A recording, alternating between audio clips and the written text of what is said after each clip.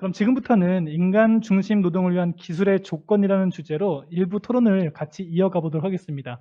알쏭달쏭했던 것들이 더 알쏭달쏭해질 수도 있고, 그리고 거기에 대한 어떤 시원함을 얻을 수 있을 것 같은데, 여러분들은 생중계를 지금 시청하고 계신 분들은 채팅을 통해서 질문을 남겨주시면은 시간이 되는 한 몇 분의 질문을 받고 저희가 연사님들에게 질문을 또 드리도록 하겠습니다. 먼저 함께 토론에 참여해 주실 분들을 소개해 드리도록 하겠습니다.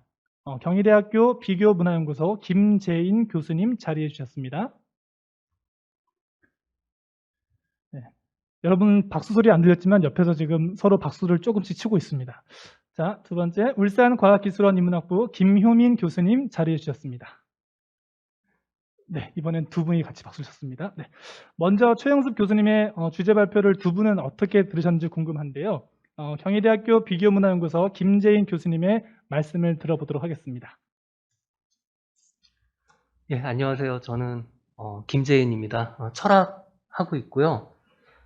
근래 인공지능, 뉴노멀 이런 주제들을 다룬 책을 출판하기도 했습니다. 제가 오늘 최영석 선생님 그 발제를 들으면서 기술은 사회 안에서 진화한다라는 어떤 생각이 떠올랐는데요. 제가 이런 그 이야기들을 들려드리기 위해서 제가 오랫동안 연구해 왔던 프랑스의 현대 철학자 들레즈 과타리 이런 분이 있는데 이 두 분이 1972년에 안티오디푸스라는 책을 썼습니다. 여기서 기술을 이해하는 아주 독특한 시각을 제공했고요. 그 시각이 오늘의 주제, 기술과 노동, 이 주제를 다루는데 굉장히 유용할 것 같아서 그 이야기를 조금 소개해 드리면서 시작하면 좋을 것 같습니다. 이 두 사람의 철학자는 기계를 굉장히 독특하게 정의를 합니다. 우리가 기계 그러면 보통 기술적인 산물 이걸 떠올리게 되고요. 가령 뭐 여러분들하고 지금 만나고 있는 이런 정보통신 기술 그리고 이제 각종 스마트 디바이스, 스마트폰, 노트북 이런 것들 떠올리게 되는데 들레즈와 가타리는 그렇게 이해하지 않습니다. 어떤 부분들이 모여서 그 기능을 어떤 효과를 산출하면 그게 기계다라고 이해를 합니다. 그러니까 좁은 의미의 기술 기계를 개념을 확장한 거죠. 그러면서 이제 그 도입한 개념이 사회 기계라는 용어입니다. 말하자면 사회라는 것도 하나의 기계라는 거죠. 우리가 기계를 떠올릴 때 이상하다. 사회가 왜 기계인가? 너무 딱딱하고 경직된 견해가 아닌가. 물론 그렇다고 해서 기계라는 게 꼭 어떤 결정론적인 방식으로 작동한다 이렇게 이야기할 필요는 없습니다. 사회 속에는 당연히 여러 가지 기술 기계도 함께 존재하지만 동시에 인간이라는 굉장히 중요한 어떤 구성물 또는 부품도 존재한다 이렇게 볼 수 있습니다. 인간과 기술 기계와 여러 가지 것들이 함께 어우러져서 작동하는 그런 것을 사회 기계라고 이제 부른다 이렇게 이제 표현할 수 있고요. 시대마다 다릅니다. 오늘날 우리 시대 이 사회 기계 어떤 대표는 이제 자본주의라는 기계라고 할 수 있습니다. 이 자본주의 기계에서는 사실은 어떤 최고 경영자 CEO마저도 이 커다란 작동의 한 부품에 이제 불과하다 이렇게 얘기할 수 있겠고요. 존재하는 모든 인간과 어떤 기술 기계들이 이제 다 이 자본주의 사회를 작동케 하는 부품이다 이렇게 볼 수 있습니다. 둘레즈 과타리는 이 기술 기계는 항상 사회 기계 안에서 작동하고 의미를 갖는다 이렇게 이야기합니다. 자, 무슨 말이냐?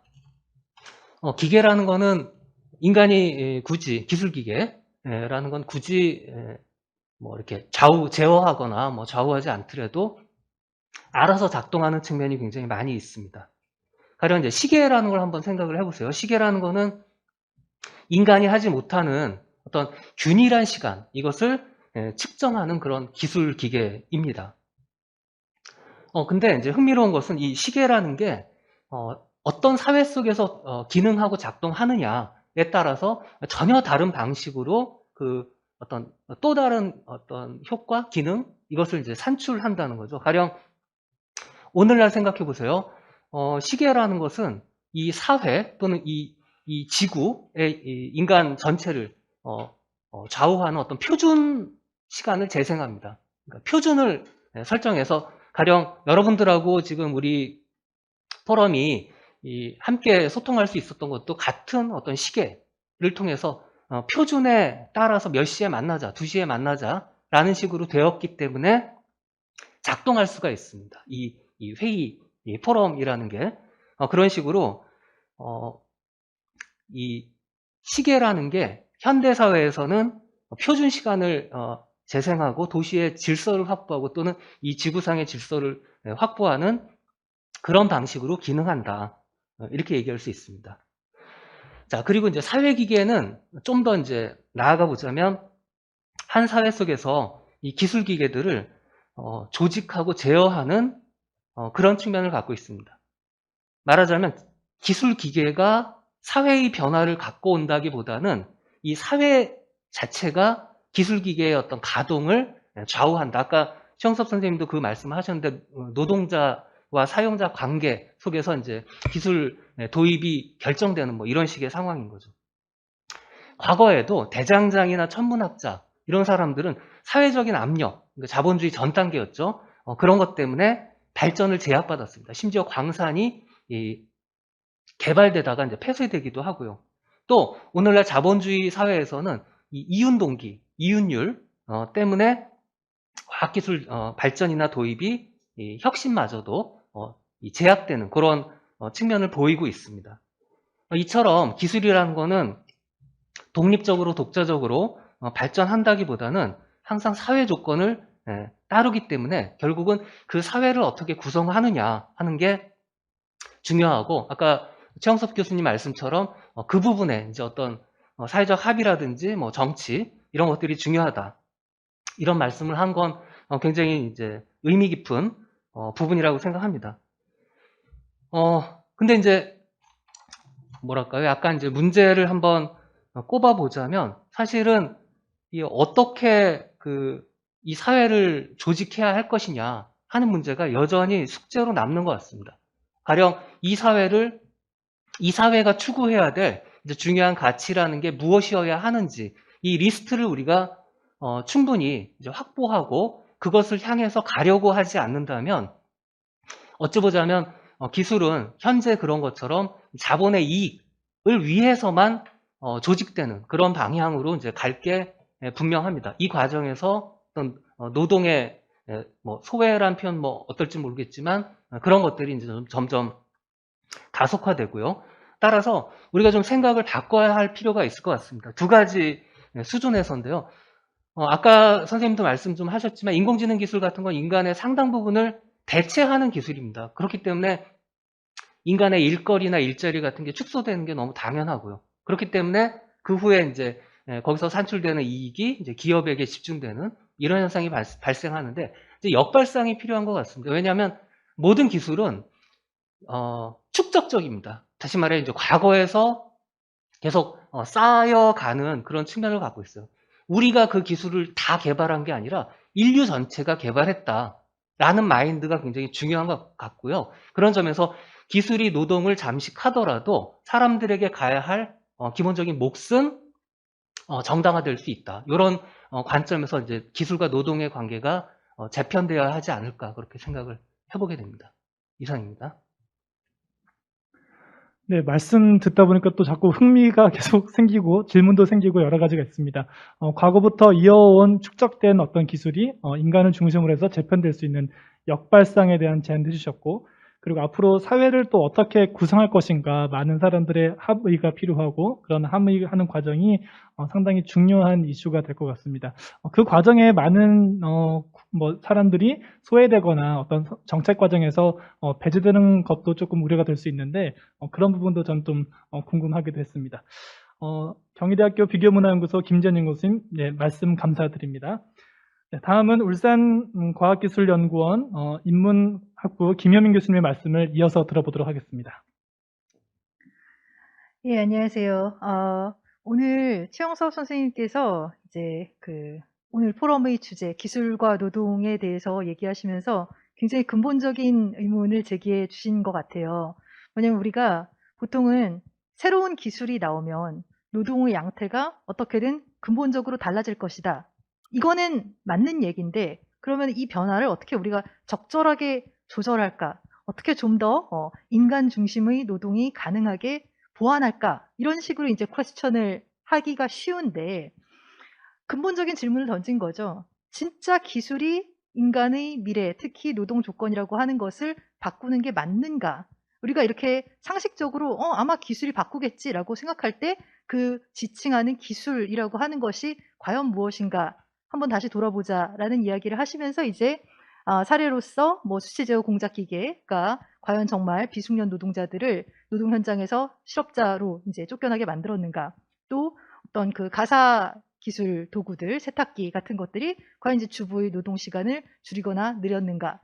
이런 이제 일반적으로 우리가 생각하는 관계, 기술, independent variable, 독립 변수고, 그다음에 이제 노동이라고 하는 것이 이제 그 종속 변수로서 변화하는 관계를 다시 한번 생각해 보자라는 거죠.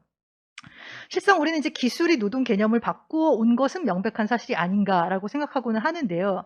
근데 그 일견 상식적인 진술을 살펴보면 기술이라고 하는 말이 많은 경우에 김재인 교수님께서 방금 말씀하신 그 사회 기술을 포함하고 있다는 생각이 들어요.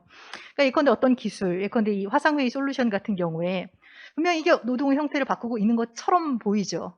줌이 있으니까 우리가 이제 직접 만나지 않고 새로운 방식의 강의 노동, 티칭 노동을 하고 있는 것처럼 보이는데, 과연 이게 이 화상회의 솔루션 자체가 이 노동의 양태를 바꾸는 건가? 이게 의료가 아니었어도 그랬을까? 감염병으로 인한 사회 변화가 없었어도 그랬을까? 회의라고 하는 사람들이 모이는 포맷이 익숙하지 않은 사회에서도 똑같았을까? 개인정보, 뭐 제 초상권 같은 것들과 관련된 규제가 현재와 같지 않았더라도 정말 이 기술 자체만으로 현재와 유사한 변화가 일어났을까? 아마 아닐 거거든요. 근데 우리가 이제 보통 기술이라고 할 때 기술 자체에 굉장히 방점을 찍어서 생각하는 것이 일반적이라는 거죠. 자, 그렇다면 이제 기술이 노동에 어떤 변화를 일으킬 때 그거를 매개하는 사회가 항상 있다라고 생각해 본다면 이 사회를 구성하고 있는 또 다른 굉장히 중요한 요인은 뭔가 하면 사회의 구성원들이 어느 정도 일반적이라고 받아들일 준비가 되어 있는, 큰 의심 안 하고서 아마 그럴 거야라고 가정하는 어떤 assumption입니다. 이거는 아마 그럴 것이다. 뭐냐면은 근미래에 올 것을 우리가 예상하는 변화가 과거 18세기 산업혁명 이후 250여 년 동안 일어났던 노동 양태 변화와 비슷할 거라고 우리는 보통 생각해요. 혹은 리니어하게 갈 것이다라고 생각하는데, 근데 사실 근거는 없어요. 근데 우리가 이 가정을 상당히 비교적 손쉽게 받아들입니다. 근데 이 연속성이 클 것이다 또는 크지 않을 것이다라는 미래 예측은 적중하기 어렵지만 연속성이 아마 클 것이다라고 현재 우리가 받아들이고 있는 이 상식이 우리가 기술과 맺는 관계를 변화시키는 거. 이거는 이미 그 자체로 우리가 맞닥뜨려야 하는 현실이죠. 그래서 우리가 이 질문을 진지하게 해보아야 할 겁니다. 뭐냐면은 18세기 산업혁명 이후와 유사한 심대한 노동 양태 변화가 새로운 예컨대 인공지능 기술에 의해서 현실화될지 아닐지 우리가 알 수는 없어요. 그렇지만 이 문제를 제기해야 되는 겁니다. 왜냐하면 우리가 어떤 자기 충족적인 예언을 지금도 만들고 있는지도 모르거든요.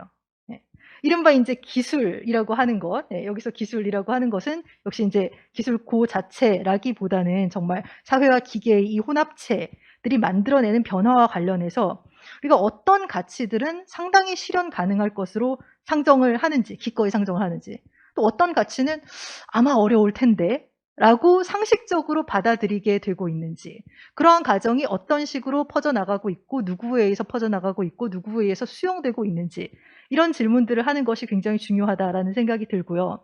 우리가 이제 실현 가능하다라고 쉽게 믿는 것들이 있어요. 예컨대 이제 AI를 도입하면은 사람이 평가하는 것보다 좀 더 공정하고 객관적이고 중립적인 평가가 가능할 것이야 라고 생각을 할 수가 있고, 기술이 이렇게 심대하게 노동의 변화를 일으키는데 인간 중심 노동이라는 것이 과연 가능할까? 리니어하게 계속 산업혁명 시대 러다이트 무브먼트가 일어났어도 실직자가 생겼듯이 똑같은 일들이 오히려 좀 더 빠르게 일어나는 게 아닐까라는 식으로 어떤 것은 우리가 상식으로 받아들이는데 이때 우리가 이제 실현 가능하다고 혹은 실현하기 매우 어려울 것이라고 믿는 어떤 범위의 한정이나 확장을 일으키고 있는 경제적인 조건은 무엇이고 사회적인 조건은 무엇이고 또 법적인 장치들은 어떤 것인지에 대한 검토를 우선 우리가 지속적으로 하고 그리고 나서 이제 이 이른바 경제적, 사회적, 법적 장치들과 조건들과 맥락들에 대해서 어떤 변화를 일으킬 수 있을 것인지 그러한 논의를 지속시켜 가야 할 필요가 있다라는 생각을 합니다.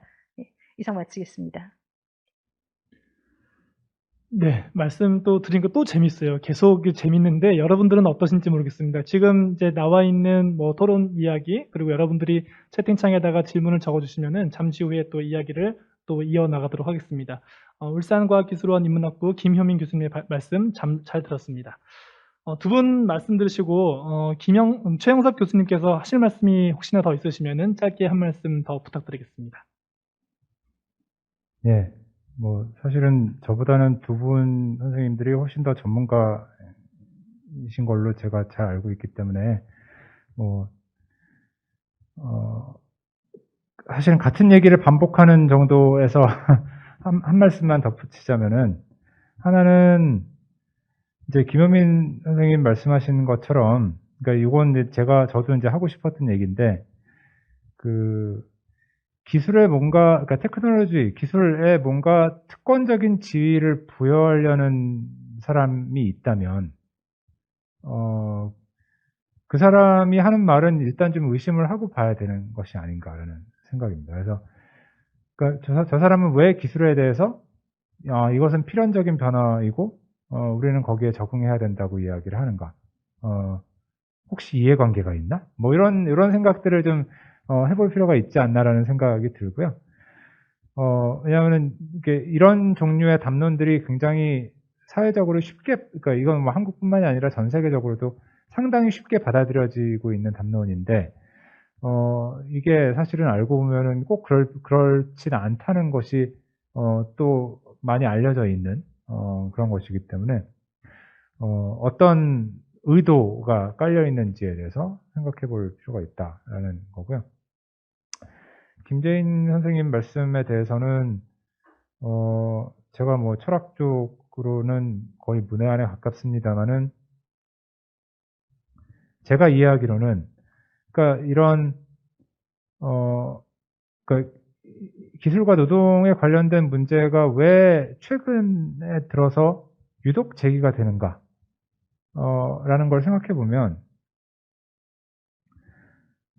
점점 더 고숙련 노동으로 침투에 들어온단 말이죠. 뭐 인공지능이니 뭐니 뭐 이런 것들을 통해서 새로운 기술적 성취들을 통해서 침투에 들어오고 있는데 여기에 영향을 받는 사람들이 점점 더 어떤 사회적 지위라고 할까요? 이제 그런 것들이 점점 높은 사람들에게까지 영향이 가게 되는 거죠. 이제 그러다 보니까 이제 이 문제에 대해서, 그러니까 이게 사실은 어떻게 보면 지난 250년간 있었던 문제임에도 불구하고 이게 띄엄띄엄 논의가 됐었던 이유가 이제 아까 제가 소개해드렸던 80년대 초중반의 얘기는 기술사에서 이제 그런 얘기가 나왔던 맥락은 어떻게 보면은 컴퓨터 기술의 등장으로 인한 노동 환경의 변화라는 맥락이 있는 것이고 최근에 나오는 것은 또 뭐 이런 맥락이 있는 거죠. 근데 이게 어쨌든 많은 사람들이 영향을 받을 때는 상대적으로 덜 관심이 되다가 이제 점점 이렇게 고숙련 노동 쪽에 영향이 받기 시작하니까 예를 들면 뭐 회계사라든지 뭐 그런 얘기들 많이 하지 않습니까? 뭐 기자라든지 뭐 이런 영역들까지 이제 테크놀로지에 의한 노동 대체가 일어날지도 모르겠다라는 이제 위기감의 발로가 아닌가라는 생각도 약간 들기는 하네요. 예, 일단 여기까지만 말씀드리겠습니다.